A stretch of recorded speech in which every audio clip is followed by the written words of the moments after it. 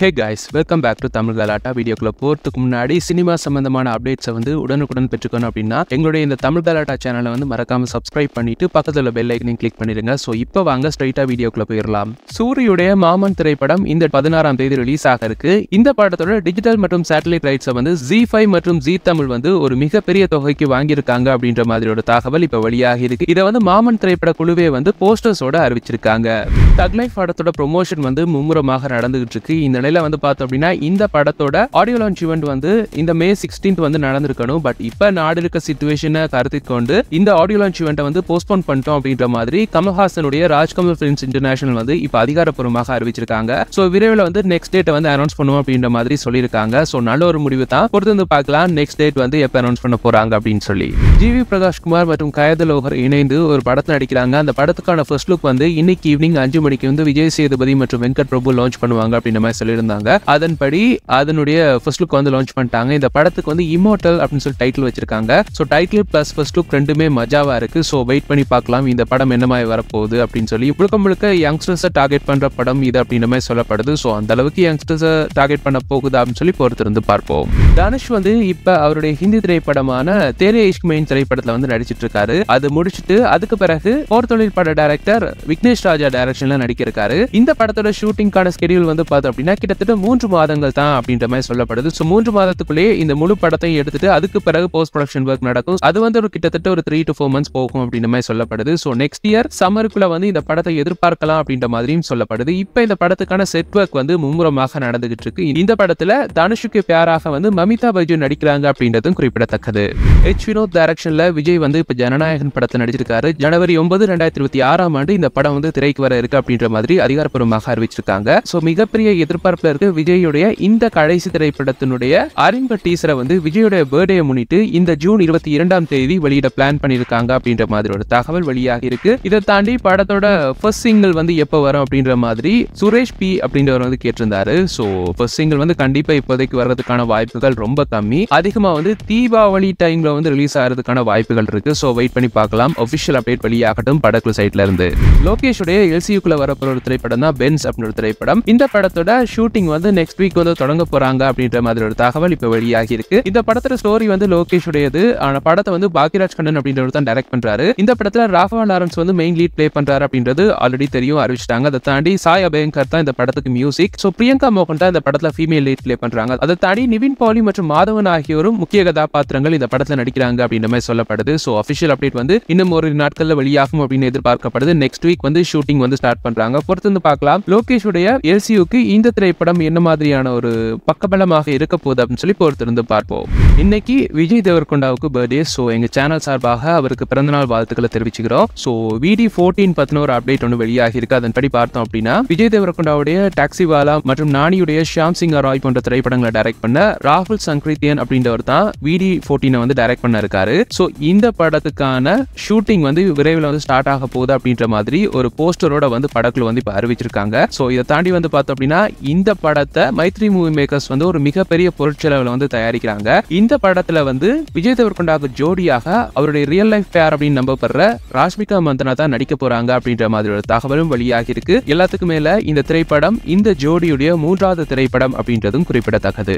அனில் ராவிப்பூடி டைரக்ஷன்ல சிரஞ்சீவி நடிக்க இருக்க படத்துக்கு வந்து நயன்தாரா வந்து கமிட் பண்ண பிளான் பண்ணியிருந்தாங்க. ஆனா நயன்தாரா வந்து கிட்டத்தட்ட 18 கோடி ரூபாய் சேலரி கேட்கறாங்க அப்படின்ற மாதிரி செய்திகள் வெளியாகி இருந்துச்சு. நயன்தாரா இவ்வளவு சேலரி கேட்டவன வந்து அந்த சம்பளத்தை கொடுக்க தயாரிப்பு நிறுவனம் வந்து யோசிச்சதாக சொல்லப்படுது. இருந்தாலும் வந்து படத்துல வந்து நயன்தாரா நடிச்சா நல்லா இருக்கும் அப்படின்னு சொல்லி சிரஞ்சீவியும் ஆசைப்பட்டிருக்காரு. சோ தொடர்ந்து வந்து நடைபெற்ற பேச்சுவார்த்தையில வந்து சில கோடிகளை வந்து நயன்தாரா குறைச்சிக்கிறேன் அப்படின்ற மாதிரி சம்மதம் தெரிவிச்சிருக்காங்களாம். சோ இப்ப அதன்படி நயன்தாரா இந்த படத்தோட அக்ரிமெண்ட்லயும் வந்து சைன் பண்ணிட்டாங்க அப்படின்ற மாதிரி சொல்லப்படுது. சோ அனில் ராவிப்பூடி டைரக்ஷன்ல வந்து ரீசெண்டா பொங்கலுக்கு ரிலீஸ் ஆன சங்கராந்திக்கு வஸ்தனம் திரைப்படம் வேர்ல்ட் வைடா வந்து கிட்டத்தட்ட 250 கோடிகளுக்கு மேல கலெக்ட் பண்ணிருந்துச்சு அப்படின்றது குறிப்பிடத்தக்கது. அதனால அவருடைய இந்த அடுத்த திரைப்படத்துக்கும் ஒரு மிகப்பெரிய எதிர்பார்ப்பு இருக்கு. அந்த எதிர்பார்ப்பை இந்த திரைப்படம் பூர்த்தி செய்ய போகுது அப்படின்னு சொல்லி பொறுத்திருந்து பார்ப்போம். தொடர்ந்து வந்து ஜெயிலர் பாகம் 2 பத்தின அப்டேட்ஸ் அடுத்தடுத்து வந்தவண்ணம் இருக்கு. இப்ப ரீசெண்டா வந்து நெல்சன் வந்து மோகன்லாலை மீட் பண்ணி ஜெயிலர் பாகம் 2ஓட கதை பத்தி டிஸ்கஸ் பண்ணியிருந்தாரு அப்படின்ற மாதிரி சொல்லப்படுது. சோ அதை வச்சு பார்க்கும் பொழுது மோகன்லால் வந்து ஜெயிலர் பாகம் 2 நடிக்கிறாரு. சோ இதுக்கு மேல வந்து பார்த்தோம் அப்படின்னா யோகி பாபுவும் வந்து நடிக்கிறாரு அப்படின்ற மாதிரி சொல்லப்படுது. ஜெயிலர் பார்ட் 1லயே வந்து அவர் நடிச்சிருந்தாரு. சோ இதை தாண்டி ஒரு சர்ப்ரைஸ் எலிமெண்டாக SJ சூர்யாவும் வந்து ஜெயிலர் பாகம் 2ல நடிக்க போறாரு. அதுக்கான டாக்ஸ் வந்து போயிட்டு இருக்கு அப்படின்ற மாதிரி சொல்லப்படுது. இது எல்லாத்துக்கும் மேல வந்து பார்த்தோம் அப்படின்னா ஷாருக் கான் கிட்டையும் ஒரு டாக்ஸ் போயிட்டு இருக்கான். அவரையும் ஜெயிலர் பாகம் 2ல வந்து ஒரு கேமியோ பெர்ஃபார்மன்ஸ் பண்ண வைக்கிறதுக்கு டாக்ஸ் போயிட்டு இருக்கு அப்படின்ற மாதிரி சொல்லப்படுது. சோ அதுக்கு பிறகு ஜெயிலர் பாகம் 3ல வந்து ரஜினிகாந்த் மற்றும் ஷாருக் கான் இணைந்து நடிப்பாங்க. அதாவது ஒரு ஃபுல் ஃபிளெஜ்ட் ரோல் வந்து ஷாருக் கான் ஜெயிலர் பாகம் 3ல நடிப்பார் அப்படின்ற மாதிரி சொல்லப்படுது. பட் இது எந்த அளவுக்கு சாத்தியம் அப்படின்னு தெரியல. இப்போதைக்கு செய்திகள் வெளியாக இருக்கு. பட் வெயிட் பண்ணி பார்க்கலாம் இது சாத்தியமா நடக்க போகுதா இல்லையா அப்படின்னு சொல்லி. பஹல்கம் நகர்ல பயங்கரவாதிகள் தாக்குதலுக்கு பதிலடி கொடுக்கும் விதமாக இந்திய ராணுவம் வந்து ஆபரேஷன் சிந்தூர் அப்படின்ற ஒரு பேர்ல வந்து ஒரு நடவடிக்கையில வந்து இறங்கியிருக்காங்க. ஹிந்தியில வந்து சிந்தூர் அப்படின்னா வந்து தமிழ்ல குங்குமம் அப்படின்ற ஒரு அர்த்தம். சோ இந்திய பெண்களுடைய வாழ்க்கையில குங்குமம் அப்படின்றது வந்து ஒரு சென்டிமெண்டான ஒரு விஷயம். சோ அதனாலதான் இந்த ஆபரேஷனுக்கு வந்து ஆபரேஷன் சிந்தூர் அப்படின்னு சொல்லி பேர் வச்சிருந்தாங்க. சோ இப்ப அந்த பேரை வந்து தங்களுடைய பட டைட்டிலாக வைக்கணும் அப்படின்னு சொல்லி ஹிந்தி திரைப்பட தயாரிப்பாளர் சங்கத்துல வந்து நிறைய பேர் லைன் கட்டி நிக்கிறாங்களாம். சோ விண்ணப்பங்களை நான் நீன்னு சொல்லி போட்டு வாங்கி இந்த டைட்டில ஃபில் பண்ணி கொடுத்துட்டு இருக்காங்க அப்படின்னு மாதிரி சொல்லப்படுது. யார் முதல்ல விண்ணப்பித்திருக்காங்களோ அவங்களுக்கு இந்த பேர் முறைப்படி தரப்படும். அப்படி கொடுக்க போறாங்களா இல்ல வேற ஏதாவது ரீசன்ஸ் சொல்லி வேற யாருக்காவது பெரிய தலைக்கு கொடுக்க போறாங்களா அப்படின்னு சொல்லி பொறுத்து பார்க்கலாம். கண்டிப்பா வந்து இந்த போட்டியில வந்து நம்ம அக்ஷய் குமார் இருக்கிறதுக்கான வாய்ப்புகள் நிறைய இருக்கு. சோ வெயிட் பண்ணி பார்க்கலாம். அவருக்கு தான் இந்த டைட்டில் கிடைக்கும் அப்படின்னு எதிர்பார்க்கப்படுது. பொறுத்திருந்து பார்ப்போம் யாருக்கு இந்த டைட்டில் கிடைக்க போகுது அப்படின்னு சொல்லி. கார்த்தியுடைய சர்தார் பாகம் 2 வாவாத்தியார் திரைப்படங்கள் அடுத்தடுத்து ரிலீஸ் ஆக இருக்கு. லோகேஷ் டைரக்ஷன்ல வந்து ரஜினி வந்து இப்ப கூலி படத்தை நடிச்சிட்டு இருக்காரு. அது முடிஞ்சதுக்கு பிறகு வந்து லோகேஷ் வந்து கார்த்தியை வைத்து கைதி பாகம் 2 டைரக்ட் பண்ணுவார் அப்படின்னு எதிர்பார்க்கப்படுது. அந்த படத்தோட படப்பிடிப்பு முடிஞ்சதுக்கு பிறகு கார்த்தி வந்து ஹிட் பாகம் 4ல வந்து நடிப்பாரு அப்படின்னு எதிர்பார்க்கப்படுது. ஆல்ரெடி வந்து ஹிட் பாகம் 3ல வந்து ஒரு கேமியோ பெர்ஃபார்மன்ஸ் கொடுத்திருந்தாரு. அதனுடைய கண்டினியூஷனா வந்து ஹிட் பாகம் 4ல வந்து கார்த்தி நடிப்பாரு அப்படின்றது குறிப்பிடத்தக்கது. சோ ஆல்ரெடி வந்து எங்க சேனல்லே வந்து மிஸ்டர் அபு அப்படின்றவர் வந்து கேட்டிருந்தாரு, ப்ரோ ஹிட் பார்ட் 4 வந்து கார்த்தி படமா அப்படின்ற மாதிரி கேட்டிருந்தாரு. ஆமாங்க கார்த்தி படம் தான். சோ ஹிட் பாகம் 4 வந்து கார்த்தி படம். அதுக்கு பிறகு வந்து பார்த்தோம் அப்படின்னா ஹிட் பாகம் 4ல வந்து கிளைமேக்ஸ்ல வந்து ஒரு டாப் தெலுங்கு நடிகர் வந்து கேமியோ பண்ணுவார் அப்படின்ற மாதிரி சொல்லப்படுது. அதுக்கு பிறகு ஹிட் பாகம் 5 வந்து அவர் தான் லீட் பண்ணுவார் அப்படின்ற மாதிரி சொல்லப்படுது. சோ வெயிட் பண்ணி பார்க்கலாம் யார் அந்த நடிகர் அப்படின்னு சொல்லி. இதை தாண்டி இந்த ஹிட் சீரிஸ் வந்து கார்த்திக்கும் ஒரு ஹிட்டை கொடுக்க போகுதா அப்படின்னு சொல்லி பொறுத்திருந்து பார்ப்போம்.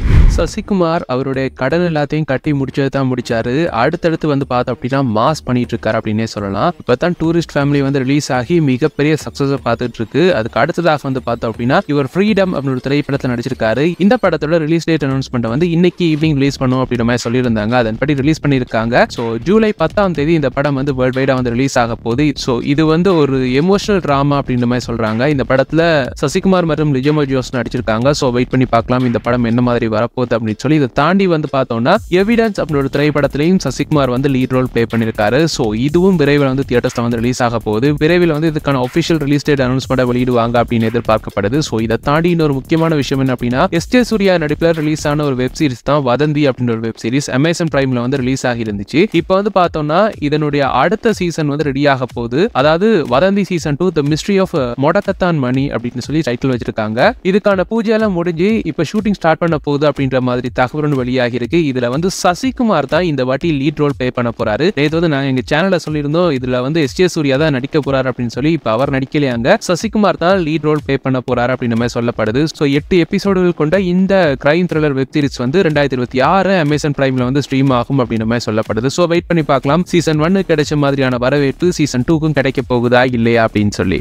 சூர்யா வந்து இப்போ ஆர்ஜே பாலாஜி டைரக்ஷன்ல சூர்யா 45 படத்துல நடிச்சிருக்காரு. இந்த படம் வந்து இந்த தீபாவளிக்கு ரிலீஸ் ஆகலாம் அப்படின்னு எதிர்பார்க்கப்படுது. இந்த படத்தோட டைட்டில் வந்து பார்த்தோம் அப்படின்னா வேட்டை கருப்பு அப்படின்னு சொல்லி வைக்க பிளான் பண்ணியிருக்காங்க அப்படின்ற மாதிரி ஒரு தகவல் வெளியாகி இருக்கு. பட் வெயிட் பண்ணி பார்க்கலாம் படக்குழு சைட்ல இருந்து ஆஃபிஷியல் அப்டேட் வெளியாகட்டும். ஸோ சூர்யா பர்த்டே அன்னைக்கு இதை பத்தின டீடைல்ஸ் எல்லாம் வெளியாகும் அப்படின்னு எதிர்பார்க்கப்படுது. ஸோ சூர்யா 45 பத்தின அப்டேட்ஸ் வந்து எங்க கமெண்ட்லயும் வந்து சேனல் டேஷ் அப்படின்றவர் கேட்டிருந்தாரு. ஸோ இதுதான் சூர்யா 45 அப்டேட். இதை தாண்டி வந்து பார்த்தோம் அப்படின்னா ரெட்ரோ பட ஹிட்டுக்கு பிறகு சூர்யா வந்து அடுத்ததாக தனது சேலரியை வந்து இன்க்ரீஸ் பண்ணியிருக்காரு அப்படின்ற மாதிரி ஒரு தகவலும் வெளியாகி இருக்கு. அதன்படி வெங்கி அட்லி டைரக்ஷன்ல வந்து சூர்யா வந்து அவருடைய 46வது படத்துல நடிக்க இருக்காரு. இந்த படத்துக்கு கிட்டத்தட்ட 60 கோடி ரூபாய் சம்பளம் வந்து சூர்யாவுக்காக பேசப்பட்டிருக்கு அப்படின்ற மாதிரி ஒரு தகவலும் வெளியாகி இருக்கு. ஸோ இதை தாண்டி வந்து பார்த்தோம் அப்படின்னா சூர்யா 46 அப்டேட்டும் வந்து ஒருத்தர் கேட்டிருந்தாரு. அதாவது சூர்யா 46 வந்து என்ன ஜானர் மூவி அப்படின்ற மாதிரி ஒருத்தர் கேட்டிருந்தாரு. ஸோ சூர்யா 46 பொறுத்த வரைக்கும் இந்த படத்துக்கு வந்து 796cc அப்படின்ற மாதிரி தான் டைட்டில் வைக்க பிளான் பண்ணியிருக்காங்க. ஸோ அதை வச்சு பார்க்கும் பொழுது இந்தியாவுடைய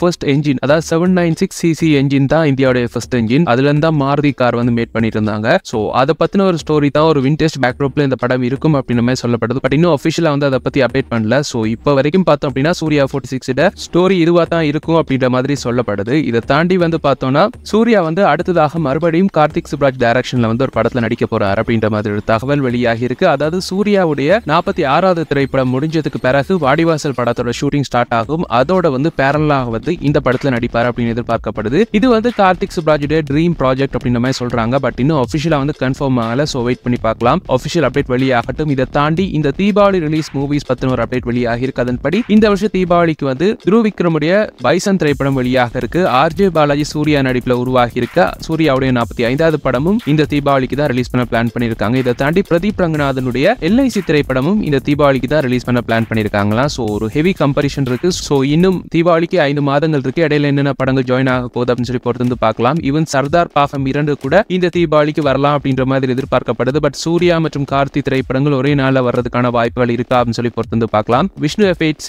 அப்படின்றவர் வந்து சர்தார் அப்டேட் கேட்டிருந்தாரு. சோ இதுதான் இப்போதைக்குள்ள சர்தார் அப்டேட். சோ வெயிட் பண்ணி பார்க்கலாம். படக்குழு சைட்ல இருந்து ஆஃபிஷியல் அப்டேட் வெளியாகட்டும். இந்த படங்கள்லாம் எப்ப ரிலீஸ் ஆக போகுது அப்படின்னு சொல்லி கமெண்ட் ரிப்ளைஸ் பார்த்தோம் அப்படின்னா மணிகண்டன் CH அப்படின்றவர் கேட்டிருக்காரு. Bro actress Janani movie update சொல்லுங்க அப்படின்ற மாதிரி கேட்டிருக்காரு. ஜனனியை பொறுத்த வரைக்கும் பார்த்தோம் அப்படின்னா இப்ப ரீசெண்டா தான் அவங்களுக்கு மேரேஜ் நடந்துருந்துச்சு. சோ அவங்க வந்து இப்ப அவங்களுடைய பர்சனல் லைஃப்ல பிஸியாக இருக்காங்க. அதை தாண்டி தொலைக்காட்சி அப்படின்னு ஒரு திரைப்படத்துல வந்து நடிச்சிருக்காங்க. அந்த படம் வந்து ரிலீஸ் ஆகணும். பட் வந்து இன்னும் டிலே ஆயிட்டே இருக்கு. என்ன ரீசன் அப்படின்றத பத்தி தெரியல. இந்த படத்துல மங்காத்தா திரைப்படத்துல நடிச்ச அஸ்வின் அப்படின்றவர் தான் ஹீரோவாக நடிச்சிருக்காரு. இதை தாண்டி யாக்கை திரி மற்றும் முன்னறிவான் போன்ற திரைப்படங்களையும் இவங்க வந்து நடிச்சிட்டு இருக்காங்க. இப்போதைக்கு வந்து மேரேஜ்னால வந்து அவங்க வந்து பிரேக் ஒன்று எடுத்திருக்காங்க. சோ விரைவில் வந்து இதுல ஜாயின் பண்ணுவாங்க அப்படின்ற மாதிரி எதிர்பார்க்கப்படுது. இதை தாண்டி கே பகத் சிங் அப்படின்றவர் வந்து ப்ரோ சியான் 63 அப்டேட் சொல்லுங்க அப்படின்ற மாதிரி கேட்டிருக்காரு. சோ விக்ரமுடைய 63வது திரைப்படத்தை வந்து மடோன் அஸ்வின் தான் டைரக்ட் பண்றாரு. இந்த படத்தோட போஸ்ட் ப்ரொடக்ஷன் ஒர்க்ஸ் வந்து இப்ப பிஸியாக நடந்துகிட்டு இருக்கு.